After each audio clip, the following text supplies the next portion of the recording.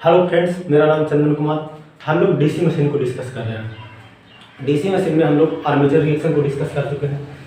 तो armature reaction को discuss करने के बाद अब जो नेक्स्ट टॉपिक आता है वो आता है कैरेक्टरिस्टिक ऑफ जनरेटर, यानी जनरेटर का कैरेक्टरिस्टिक या बोल सकते हैं प्रॉपर्टी या बोल सकते हैं गुणधर्म।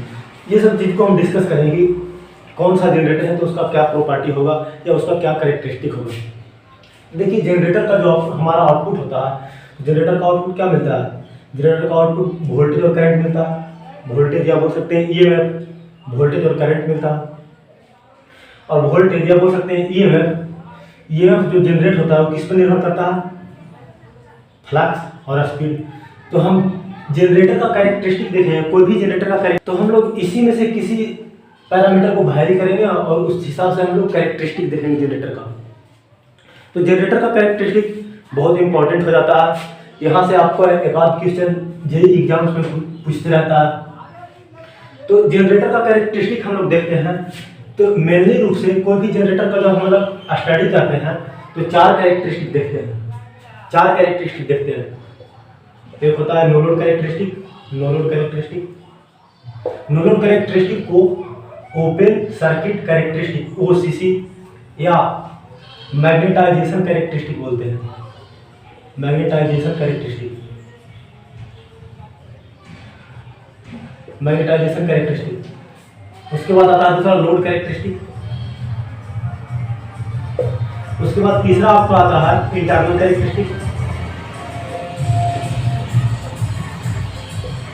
चौथा आपको आता है एक्सटर्नल कैरेक्टरिस्टिक। External characteristic. अच्छा, एक चीज सोचिए कि जो हम जनरेटर का कैरेक्टरिस्टिक देख रहे हैं, डिफरेंट टाइप ऑफ जनरेटर का कैरेक्टरिस्टिक देख रहे हैं, तो कैरेक्टरिस्टिक हम लोग क्या देख रहे हैं, क्यों देख रहे हैं? किसी भी जनरेटर का हम लोग कैरेक्टरिस्टिक क्यों देख रहे हैं? तो कैरेक्टरिस्टिक या बोल सकते हैं प्रॉपर्टी या इसी को बोल सकते हैं गुणधर्म। तो किसी भी जनरेटर का आपको कैरेक्टरिस्टिक यानी उसका गुणधर्म यानी उसका प्रॉपर्टी आपको मालूम होगा, तो आप उस हिसाब से देखेंगे कि लोड कैसा है, तो उस हिसाब से आप इसको यूज कर सकते हैं। जैसे जनरेटर का आपको प्रॉपर्टी पता होगा और उसके बाद आपको कोई लोड पता होगा और लोड का प्रॉपर्टी पता होगा, तो उस हिसाब से आप वहाँ पे चूज कर सकते हैं कि किसका कैरेक्टरिस्टिक लोड से मैच कर रहा, तो हम लोग उसका यूज कर लेंगे। तो इसलिए हम लोग कैरेक्टरिस्टिक देखते हैं कि किसका यूज कहाँ पे करेंगे। तो सबसे पहले एक एक करके हम देखते हैं। तो सबसे पहले हम लोग देखते हैं no load characteristic. No load characteristic, तो नो लोड कैरेक्टरिस्टिक में क्या करते हैं? नो लोड कैरेक्टरिस्टिक हम लोग no load generated voltage, no load generated voltage यानी इजी बोल सकते हैं no load generated voltage, no load generated voltage और फील्ड करंट आईएफ के बीच ड्रा करते हैं। नो लोड कैरेक्टरिस्टिक या open circuit characteristic no load E G और आईएफ के बीच ड्रा करते हैं। नो लोड करने का मतलब क्या हुआ? नो लोड करने का मतलब हुआ आई यानी load current zero. Load current zero यानी बोल सकते हैं armature current zero, I equal to zero. अब देखिए, यहाँ पे हम बनाते हैं एक फिगर बनाते हैं। यहाँ पे हम लोग नो लोड कैरेक्टरिस्टिक देखने के लिए सेपरेटली एक्साइटेड जनरेटर ले रहे हैं। सेपरेटली एक्साइटेड यानी इससे कनेक्ट नहीं है आपका फील्ड वाइंडिंग। देखिए, अब फील्ड वाइंडिंग में करंट को आपको वैरी करवाना है, तो एक वेरिएबल रेजिस्टेंस लगा दीजिए और करंट को मापने के लिए इसमें एक आमीटर लगा दीजिए। इसको वोल्टेज सप्लाई से कनेक्ट कर दीजिए। अब रेजिस्टेंस को वेरी करा करके आप आईएफ यानी फील्ड करंट को वेरी करा सकते हैं। ये आपका आर्मेचर हो गया। यानी जनरेटर को इस तरह से दिखाते हैं, ये जनरेटर आपका है। और देखिए, नो लोड बोल रहा है, no load characteristic. No load मतलब लोड ओपन है, ठीक है। लोड को ओपन कर दिए, लोड को ओपन कर दिए तो आपका आई ए या आई ए आर्मेचर करंट जीरो हो गया। अब इस कंडीशन में हम इसका टर्मिनल वोल्टेज मापते हैं, यानी जो वोल्टेज इंड्यूस्ड हो रहा है, यहाँ पे वोल्टमीटर लगा दीजिए, वोल्टमीटर लगा दिए। अब देखिए, ये करेक्ट इसका हम ग्राफ ड्रा करते हैं। ग्राफ ड्रा करते हैं तो इधर हम लोग ले रहे हैं जनरेटेड ईएमएफ ईजी और इधर ले रहे हैं field current if, field current if. अच्छा, एक चीज बताइए, जो हमारा जनरेटेड ईएमएफ होता है, जनरेटेड ईएमएफ होता है IF, generated EMF EG, IF नहीं sorry, generated EMF EG directly proportional होता है। अच्छा, इसका फॉर्मूला क्या होता है? P Z phi A by 60A। तो यहाँ से हम लोग देखे थे कि 60A और पोल और कंडक्टर ये सब तो कांस्टेंट हो जाता है। तो हम लोग देखे थे कि ईजी जो डायरेक्टली प्रोपोर्शनल होता है फाई और एन, यानी जो जनरेटेड ईएमएफ है वो फ्लक्स और स्पीड, मशीन का स्पीड, ये दोनों पर निर्भर करेगा। E G directly proportional to phi और एन। तो हम लोग नो लोड कैरेक्टरिस्टिक में क्या रहे हैं, नो लोड कैरेक्टरिस्टिक में लोड करंट का तो जीरो रख रहे हैं, लोड करंट का तो यहाँ पे कोई मतलब है नहीं। और दूसरा चीज क्या कर रहे हैं, स्पीड को रेटेड ले रहे हैं, यानी किसी खास स्पीड के लिए चेक कर रहे हैं। तो यहाँ से किसी खास स्पीड के लिए देख रहे हैं तो एन भी कांस्टेंट हो जाएगा। तो इजी डायरेक्टली प्रोपोर्शनल टू क्या हो जाएगा, इजी डायरेक्टली प्रोपोर्शनल टू हो जाएगा फाई एन फ्लक्स। अब हमको बताइए ये जो फ्लक्स आपका होगा, फ्लक्स या फील्ड, वो किस पे प्रोपोर्शनल होगा, यानी किस पे निर्भर करेगा, तो फाई डायरेक्टली प्रोपोर्शनल है आई एफ, यानी जो आपका फ्लक्स होगा वो फील्ड करंट आई एफ पे निर्भर करेगा। तो देखिए इजी है फाई पे, EG directly proportional to phi और phi directly proportional to I F, यानी दोनों को मिलाकर के लिख सकते हैं, दोनों को मिलाकर के लिख सकते हैं। देखिए यहाँ पे लिख देते हैं E G directly proportional to, E G directly proportional to I F, यानी जनरेटेड ईएमएफ है वो फाई आई एफ पे डायरेक्टली प्रोपोर्शनल होगा। तो अगर इसका ग्राफ ड्रा करें, देखिए ये डायरेक्टली प्रोपोर्शनल है तो इसका मतलब ग्राफ लीनियर जाएगा, ग्राफ लीनियर जाएगा। और जब आई एफ जीरो रखेंगे, यहाँ से देखिए जब आई एफ जीरो रखेंगे तो इजी भी जीरो होगा। लेकिन क्या, जब फील्ड करंट जीरो होगा तो जनरेटेड ईएमएफ जीरो होगा, जब फील्ड करंट जीरो होगा तो जनरेटेड ईएमएफ जीरो होगा नहीं, फील्ड करंट जीरो रहता है उसके बाद भी ईएमएफ जीरो नहीं होता। क्यों नहीं जीरो होता, तो जब फील्ड करंट जीरो है तो आप कोई फील्ड नहीं दे रहे हैं, लेकिन आपको पता है, हम आपको बेसिक में बताए थे कि हर एक मटेरियल के अंदर रेसिड्यूअल फ्लक्स होता है। रेसिड्यूअल फ्लक्स मतलब उसके अंदर कुछ ना कुछ फ्लक्स का पार्ट बचा हुआ रहता है। जब उसको एक बार मैग्नेटाइज किया जाता है तो उसके बाद उस मटेरियल के अंदर कुछ ना कुछ फ्लक्स का पार्ट बचा हुआ रहता है। तो हम लोग फील्ड करंट को जीरो भी कर दे रहे हैं, फील्ड करंट को जीरो मतलब हम लोग कोई फ्लक्स नहीं दे रहे हैं, उसके बाद भी मटेरियल के रेसिड्यूअल फ्लक्स के कारण, रेसिड्यूअल फ्लक्स के कारण कुछ ईएमएफ इंड्यूस होता है। यानी मशीन को आप जीरो फील्ड करंट पे रेटेड स्पीड पे चलाएंगे तो उस कंडीशन में कुछ ईएमएफ इंड्यूस होगा। क्यों ईएमएफ इंड्यूस हो रहा है, रेसिड्यूअल फ्लक्स के कारण। यानी जब फील्ड करंट जीरो होगा तो कुछ ईएमएफ इंड्यूस होगा, यानी ग्राफ ओरिजिन से स्टार्ट ना होकर कुछ ऊपर से स्टार्ट होगा। यानी फील्ड करंट जीरो तो उस कंडीशन में कुछ ईएमएफ मिल रहा है तो ग्राफ कुछ ऊपर से स्टार्ट होगा। अब देखिए ग्राफ हम लोग यहाँ से स्टार्ट कर रहे हैं और यहाँ से स्टार्ट होने के बाद देखिए लीनियर जाएगा, तो ग्राफ को लीनियर बना दे रहे हैं, ग्राफ को लीनियर बना दे रहे हैं। लेकिन बस एक चीज हम आपको और बताए थे बेसिक में कि स्टार्टिंग में जब आप फील्ड करंट बढ़ाइएगा किसी मटेरियल में, मैग्नेटिक मटेरियल में या बोल सकते हैं कोर में, तो उस कंडीशन में क्या होगा, आपका फ्लक्स तो बढ़ेगा।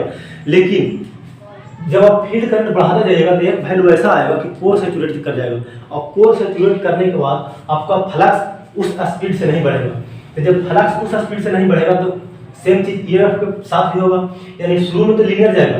देखिए यहाँ पे हम पॉइंट मान ले रहे हैं ए, ये ओ है, ए बी, तो ए से बी तक लीनियर गया। उसके बाद मटेरियल सैचुरेट कर जाने के बाद ये ग्राफ लीनियर ना करके कुछ इस तरह से हो जाएगा, ग्राफ लीनियर ना रह करके कुछ इस तरह से हो जाएगा, कुछ इस तरह से हो जाएगा ग्राफ आपका। ये जो ईएमएफ जनरेट हो रहा है इसको हम बोल दे रहे हैं ई आउट। क्या बोल रहे हैं, ई आउट। तो हम लोग क्या देखें, नो लोड कैरेक्टरिस्टिक में, नो लोड कैरेक्टरिस्टिक में हम लोग जो ग्राफ ड्रा कर रहे हैं इजी, नो लोड इजी, यानी नो लोड जनरेटेड ईएमएफ और फील्ड करंट के बीच ड्रा कर रहे हैं। नो लोड का मतलब कोई भी लोड नहीं लगाया हुआ है, यानी आर्मेचर करंट आपका जीरो है। इसके बाद में हम देखें कि इजी डायरेक्टली प्रोपोर्शनल होता है फाई एन, और किसी खास स्पीड के लिए देख रहे हैं तो ये इस तरह से आया।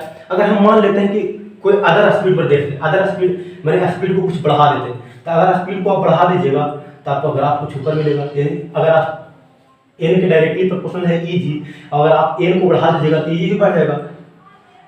लेकिन इस केस में भी ग्राफ कुछ इसी तरह से मिलेगा। अगर आप एन को घटा देते हैं, यानी कम स्पीड पे इसी चीज को देखते हैं, तो आपको इसके नीचे ग्राफ मिलेगा। यानी इसको मान लेते हैं n1, इसको मान ले रहे हैं n2, इसको मान ले रहे हैं n3। तो यहाँ सबसे ज्यादा किसमें मिल रहा है, ये सबसे ज्यादा n3 में मिल रहा है, तो इसका मतलब सबसे ज्यादा n3 स्पीड है। तो n3 ग्रेटर देन है यहाँ, उसके बाद n2, उसके बाद n1। तो यहाँ पे हम लोग देख रहे हैं कि डिफरेंट स्पीड के लिए देखिएगा तो सेम कैरेक्टरिस्टिक, यानी नो लोड कैरेक्टरिस्टिक अगर आप डिफरेंट स्पीड के लिए देखते हैं तो आपको डिफरेंट ग्राफ मिलेगा। तो इसके बाद हम क्या देख सकते हैं, यहाँ से देख लिए कि डिफरेंट स्पीड के लिए मिलेगा। ये आपको बताया कि जीरो से ग्राफ नहीं स्टार्ट हो रहा है, कुछ ऊपर से स्टार्ट हो रहा है। क्यों, रेसिडुअल मैग्नेटिज्म के कारण मटेरियल में कुछ रेसिडुअल मैग्नेटिज्म। अब हम देखते हैं लोड कैरेक्टरिस्टिक। ये तो था नो लोड कैरेक्टरिस्टिक। अब देखते हैं लोड कैरेक्टरिस्टिक। दूसरा था लोड कैरेक्टरिस्टिक। लोड कैरेक्टरिस्टिक, तो लोड कैरेक्टरिस्टिक जब हम लोग ड्रा करते हैं तो लोड कैरेक्टरिस्टिक हम लोग VT यानी टर्मिनल वोल्टेज, लोड कैरेक्टरिस्टिक हम लोग VT यानी टर्मिनल वोल्टेज और IA यानी फील्ड करंट के बीच ड्रा करेंगे। नो लोड कैरेक्टरिस्टिक कब ड्रा कर रहे थे? नो लोड कैरेक्टरिस्टिक हम लोग EG यानी जनरेटेड ईएमएफ और फील्ड करंट के बीच ड्रा कर रहे थे। लोड कैरेक्टरिस्टिक हम लोग क्या कब ड्रा कर रहे हैं? VT यानी टर्मिनल वोल्टेज और IA यानी फील्ड करंट, दोनों केस में फील्ड करंट ले रहे हैं। अब देखिए इसमें और चेंज क्या आता है, इसमें आप लोग नो लोड कैरेक्टरिस्टिक यानी लोड हटा रहे थे यानी ओपन सर्किट था, इसमें हम लोग लोड ले रहे हैं यानी IA जो होगा रेटेड होगा। इस कंडीशन में आपका IA रेटेड होगा यानी आर्मेचर करंट रेटेड होगा और स्पीड भी रेटेड होगा। इसमें स्पीड तो इसमें भी रेटेड था। तब देखिए इसका ग्राफ देखते हैं, लोड कैरेक्टरिस्टिक का ग्राफ देखते हैं। देखिए आपका ये जो था आपका नो लोड कैरेक्टरिस्टिक का आपका ग्राफ था। देखिए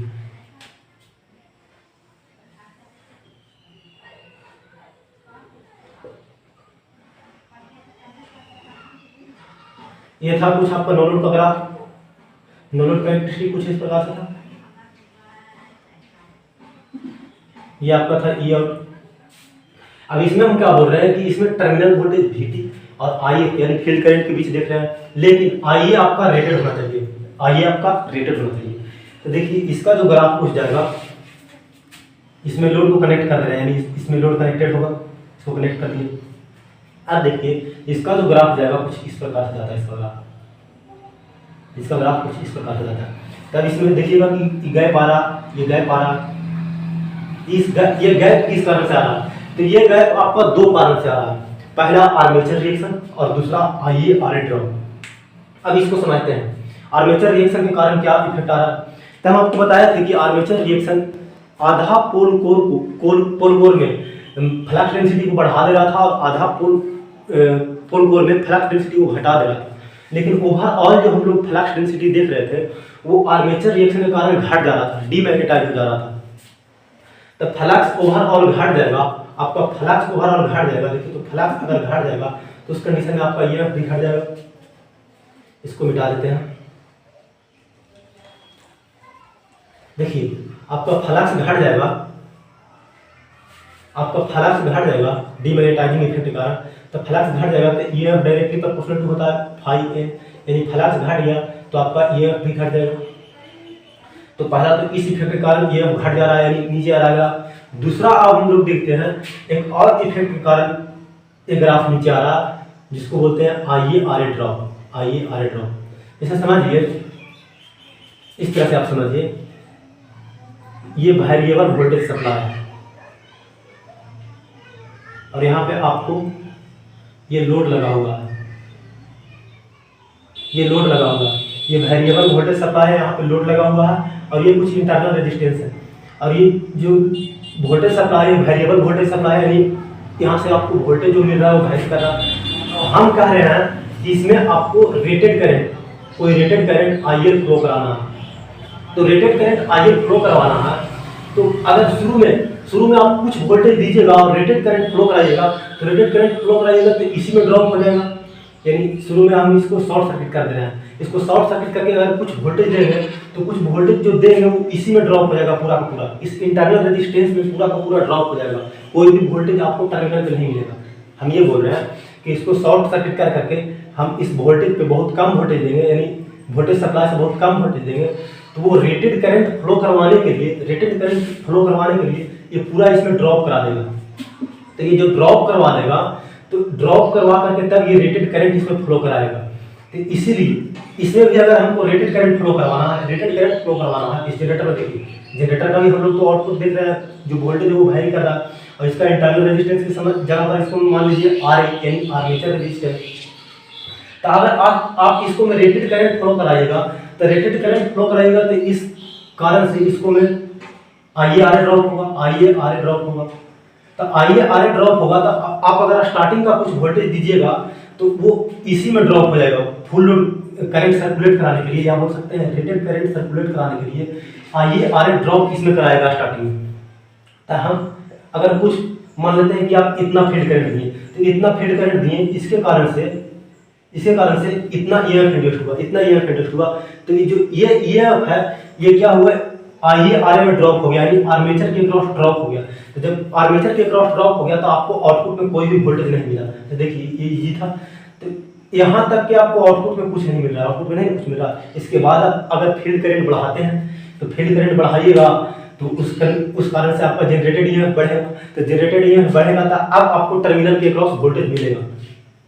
तो हम लोग दो कैरेक्टरिस्टिक देखें। पहला कैरेक्टरिस्टिक देखें no load characteristic. No load characteristic में हम लोग लोड को ओपन रखते हैं, नो लोड यानी लोड को ओपन रख रहे हैं, लोड को ओपन रख रहे हैं यानी लोड करंट या आर्मेचर करंट जीरो हो गया। तो इसको हम लोग देखते हैं ईजी यानी जनरेटेड ईएमएफ और फील्ड करंट के बीच।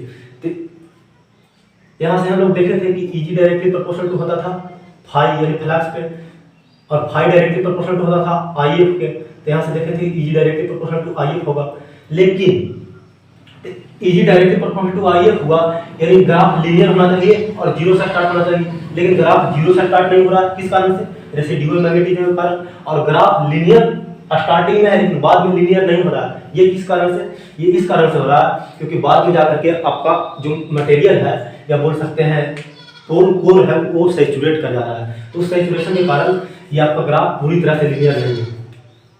अगर आप मान लेते कि आपका ग्राफ ये आपका कोर सैचुरेट नहीं करता था, अगर आपका कोर सैचुरेट नहीं करता तो ये ग्राफ कुछ इस तरह से जाता, लेकिन कोर सैचुरेट करना ही है तो ग्राफ इस तरह से नहीं जाएगा, एक्चुअल ग्राफ इस तरह से जाएगा। उसके बाद हम देखें लोड कैरेक्टरिस्टिक। लोड कैरेक्टरिस्टिक में हम लोग देखें कि लोड कैरेक्टरिस्टिक VT यानी टर्मिनल वोल्टेज और IF यानी फील्ड करंट के बीच देखेंगे, लेकिन इसमें IA यानी आर्मेचर करंट रेटेड होगा। तो रेटेड आर्मेचर करंट होगा तो उस कारण से ये ग्राफ कुछ नीचे आ जाता है, नीचे आ जाता है। किस कारण से, पहला कारण आर्मेचर रिएक्शन, आर्मेचर रिएक्शन का इफेक्ट आता है। तो आर्मेचर रिएक्शन का इफेक्ट ऑल ओवर होता है डीमैग्नेटाइजिंग। डीमैग्नेटाइजिंग का मतलब फ्लक्स घट जा रहा है, फ्लक्स घट जा रहा है तो आपका ईएमएफ भी घट जाएगा क्योंकि ईएमएफ डायरेक्टली प्रोपोर्शनल टू होता है फ्लक्स। तो उस कारण से ईएमएफ घट जा रहा है। दूसरा हम लोग देख रहे हैं कि रेटेड करंट जब होगा तो IaRa ड्रॉप होगा, IaRa ड्रॉप होगा। तो वो IaRa ड्रॉप के कारण से और आर्मेचर रिएक्शन इन दोनों कारण से ये जो आपका ग्राफ है ये नो लोड ग्राफ या बोल सकते हैं नो लोड कैरेक्टरिस्टिक का ग्राफ या ओपन सर्किट कैरेक्टरिस्टिक का ग्राफ से नीचे आ जाता है। ये हम लोग देखें नो लोड कैरेक्टरिस्टिक और लोड कैरेक्टरिस्टिक। अब हम लोग देखते हैं इंटरनल कैरेक्टरिस्टिक और एक्सटर्नल कैरेक्टरिस्टिक।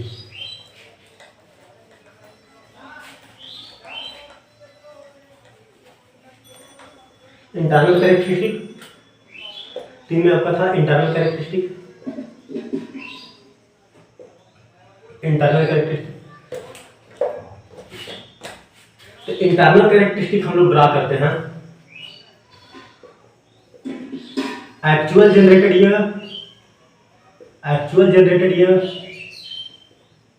एंड आईए के बीच, आईए यानी आर्मेचर करंट के बीच। और इसमें हम लोग क्या करते हैं, इसमें हम लोग फील्ड करंट यानी आईए और स्पीड को रेटेड रखते हैं। रेटेड यानी कोई पार्टिकुलर कोई खास स्पीड रखते हैं, यानी बोल सकते हैं दोनों को कांस्टेंट रखते हैं, रेटेड बोल सकते हैं। रेटेड यानी आप फिक्स कर देंगे यानी कांस्टेंट कर देंगे।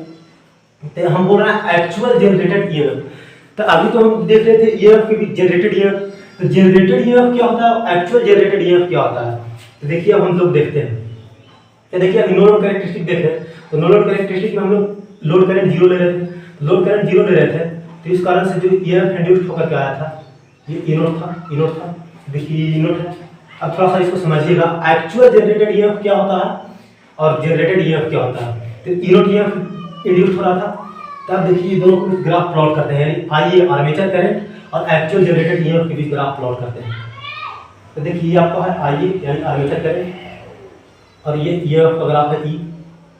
तो हम यहाँ पर दिखा दे रहे हैं ई नोट, यानी जब करंट जीरो है, नो लोड कैरेक्टरिस्टिक देख रहे थे तो उसमें हम लोग लोड करंट तो जीरो ले रहे थे।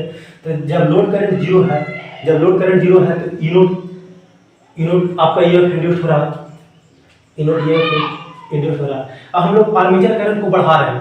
तो आर्मेचर करंट को बढ़ा रहे हैं तो इस कंडीशन में क्या होगा, देखिए तो जब हम लोग आर्मेचर करंट को बढ़ाएंगे तो ई नोट यानी जनरेटेड ईएमएफ है उसका वैल्यू को कुछ इफेक्ट पड़ेगा। सोचिए थोड़ा सा, तो देखिए अगर आप आर्मेचर करंट बढ़ाइएगा तो आर्मेचर फ्लक्स भी बढ़ेगा। आर्मेचर फ्लक्स बढ़ेगा यानी आर्मेचर रिएक्शन बढ़ेगा, और जब आर्मेचर रिएक्शन बढ़ता है तो आपको ये पता है कि आर्मेचर रिएक्शन का ओवरऑल जो आर्मेचर रिएक्शन का प्रभाव होता है या इफेक्ट होता है वो डीमैग्नेटाइजिंग होता है। यानी जिस तरह से आर्मेचर करंट बढ़ेगा, आर्मेचर फ्लक्स बढ़ते जाएगा तो आर्मेचर रिएक्शन बढ़ते जाएगा। यानी जब आर्मेचर रिएक्शन बढ़ेगा तो टोटल फ्लक्स आपका घटते जाएगा, टोटल फ्लक्स घटते जाएगा। जब टोटल फ्लक्स घटते जाएगा तो इसका मतलब जो ईएमएफ होता है ईजी डायरेक्टली प्रोपोर्शनल होता है फाई एन, यानी फ्लक्स घट रहा है आपका तो आपका ईएमएफ भी घटेगा। तो देखिए हम यहाँ पे दिखा रहे हैं, जब लोड करंट जीरो है, लोड करंट जीरो है यहाँ पे, तो लोड करंट जीरो है तो हमारा जो आउटपुट ईएमएफ मिलेगा वो ई नोट के बराबर मिलेगा। लेकिन जैसे जैसे आप लोड बढ़ाते जा रहे हैं यानी आर्मेचर करंट बढ़ाते जा रहे हैं यानी आर्मेचर फ्लक्स बढ़ेगा, आर्मेचर फ्लक्स बढ़ेगा तो आपका टोटल फ्लक्स का वैल्यू घटता जाएगा। जब टोटल फ्लक्स का वैल्यू घटते जाएगा तो आपका जनरेटेड ईएमएफ ईजी इस तरह से कुछ घटते जाएगा। तो इसको मान लीजिए ए, इसको मान लीजिए बी पॉइंट, ठीक है।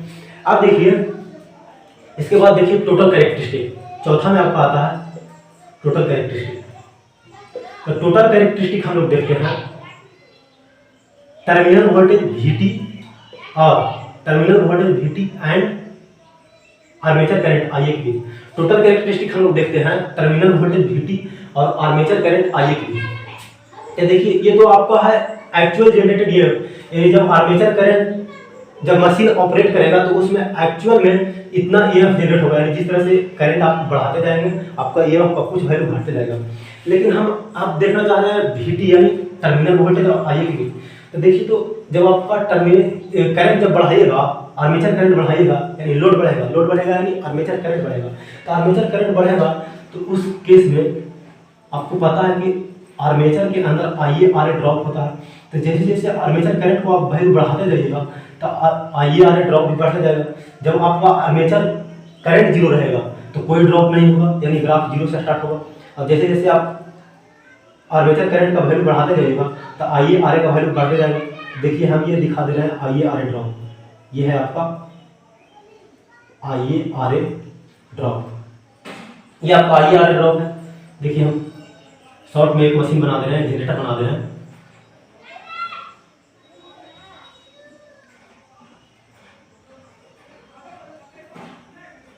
सेपरेटली एक्साइटेड जनरेटर है।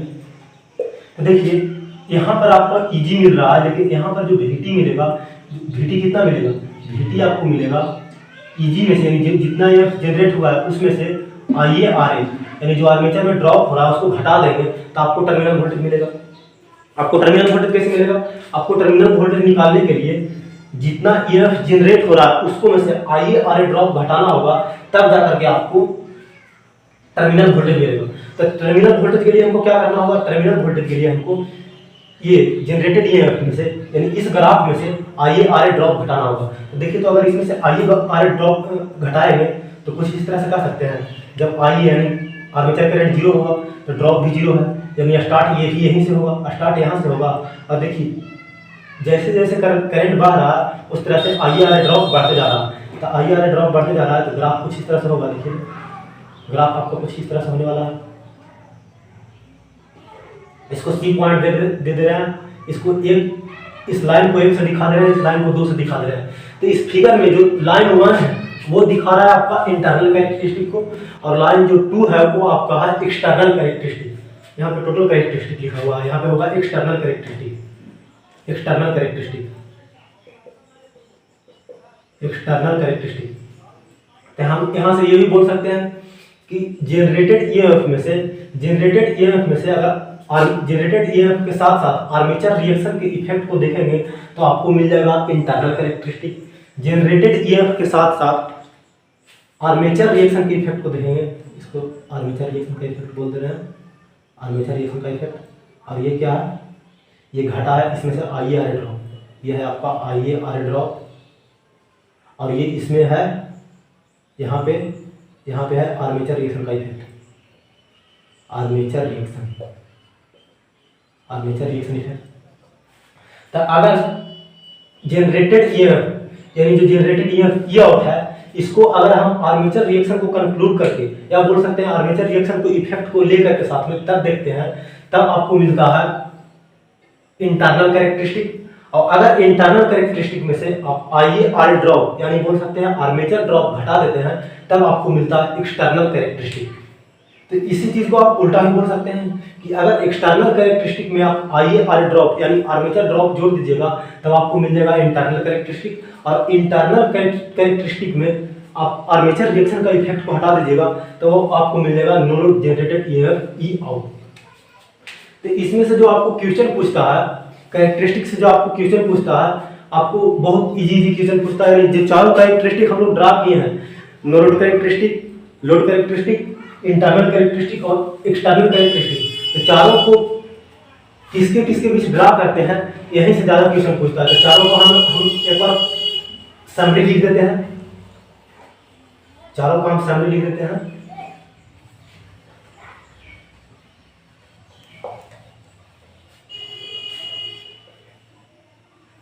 देखिए तो सबसे पहले हम लोग देखें ओपन सर्किट कैरेक्टरिस्टिक या नो लोड कैरेक्टरिस्टिक, हम लोग शॉर्ट में लिख रहे हैं। तो इसको हम ड्रा कर रहे थे जनरेटेड EMF और IF के बीच यानी फील्ड करंट के बीच। लेकिन इसमें कंडीशन क्या है कि आपका लोड ओपन होना चाहिए यानी आर्मेचर करंट 0 होना चाहिए और N रेटेड होना चाहिए यानी स्पीड रेटेड होना चाहिए। दूसरा हम देखें लोड कैरेक्टरिस्टिक, तो इसमें हम लोग VT यानी टर्मिनल वोल्टेज और IF यानी फील्ड करंट के बीच ड्रा करते हैं। इसमें जो IA होगा आपका रेटेड होगा और N यानी स्पीड भी रेटेड होगा। इसके बाद हम तीसरा देखते हैं इंटरनल कैरेक्टरिस्टिक।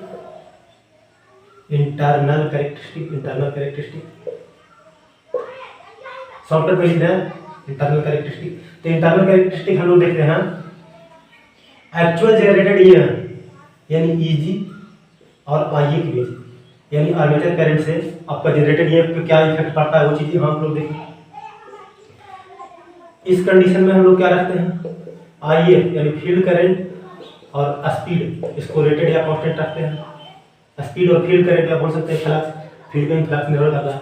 इसके बाद चौथा यानी 4 हम लोग देखते हैं, 4 देखते हैं एक्सटर्नल कैरेक्टरिस्टिक।